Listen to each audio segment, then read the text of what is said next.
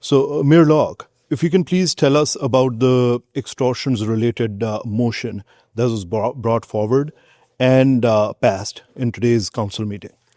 So it was a very long motion, as you all heard today, and it's really a number of things. It's to start to identify who these are, who these people are, to talk about what immigration is doing, to talk about deportation of people who are breaking the laws in our country, to really make sure that we are naming them so the public know who they are.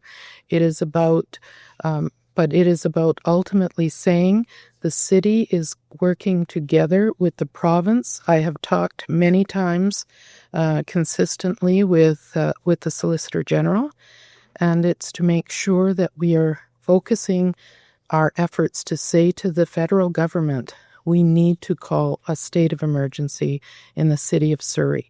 We need to see serious action taken and have these perpetrators that are really causing unbelievable, tragic events in our city. They are causing fear, they are causing disruption, and we want them to stop. This is getting so far out of control. It is a crisis in the city of Surrey. So that is the message. There was a number of things that we asked the federal government to look at and the provincial government to look at. But I want to stress that this is not about finger pointing. This is not about casting blame. This is absolutely about how we can work together, the three levels of government and the agencies involved. And those agencies are the RCMP, the federal RCMP, and getting them into our city to do the real work on the ground. To ask the federal government to announce the state of emergency, has this been on your mind for a while? Or is it because of the kind of situation that we are seeing in 2026, the drastically increasing numbers? Is it because of that you thought that this is the time we get onto this step? You know, the city of Surrey has been going through a lot for 3 years, but it really has gotten so much worse in the last year. I have been concerned about it for some time, and we need to see that coordinated effort. And we need to see it not just with policing, with immigration, with citizenship, and with our criminal code. And I can tell you that the people I talk to believe that we are way too soft on criminals in this country. And so we are also asking the federal government to provide us with a commissioner that is going to deal very specifically with all of those issues in a very holistic way, to say we have to tackle this in a holistic way that includes immigration and the criminal code and, of course, policing, but all of those issues that come into what we see in our streets. We see schools that are absolutely not adequate, and you and I know where they are.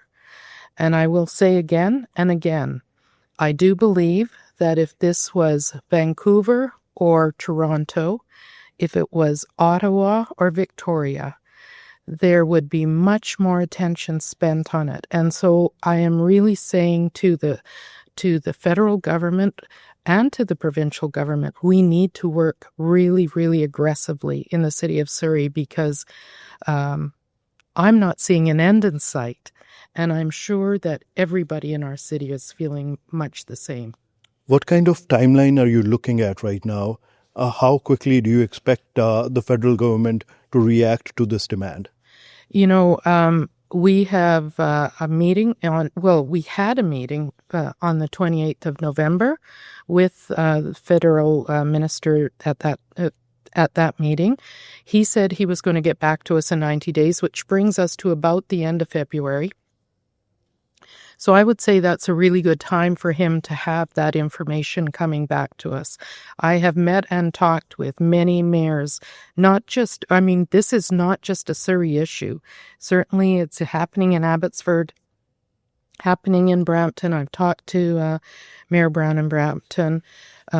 I have talked with mayors in Edmonton and other jurisdictions. So it's really something they really have to put their shoulder to and make sure that Canadians are safe. This is international and transnational crime we're talking about. We're not talking about something that a city police department can deal with on its own.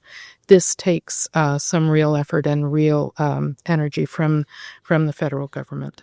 The kind of response you got from the other councillors after you presented the motion, and the kind of response you got from the people, the Surrey residents who were sitting in the hall at that time, that kind of speaks for the situation as well.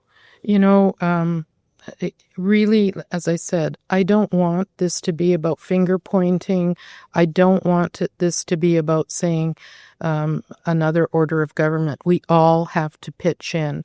We have to explain what's happening on the ground in a very, very substantive and aggressive way. The province has a lot of work that they have to do, and they're going to try and get as much of that done as they can. And the federal government has a very large role to play.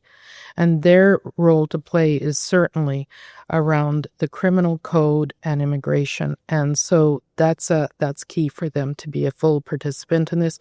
But it truly is not about finger pointing. That is not helpful. And I don't want to get into that. And so I was very proud of council, all of council, to say, we just want it better for our city. This is devastating. It's devastating. Well, what do you think is the reason for the situation to have gotten so worse? Was there a lack of severity of consequences for the criminals? Were we lacking? Well, I do think I would agree with many people in the public that think that Canadian laws aren't tough enough. I would definitely say that's true. I would definitely say that we have lost track with people that are new to this country, and we need to be better at dealing with that. But I don't want to get into saying who didn't do what. I really just want us to try and fix this and fix it as quickly as we possibly can, because finger pointing isn't going to help. It's just going to make people back off. So I'm really about saying, let's just get it fixed. Let's stop this. This cannot continue. It's ruining our city. It's ruining our reputation. And we have a great city. We have great people in our city that are working hard and coaching kids. And people are living in fear. And that is no way to be in a city. Mayor Locke, thank you very much.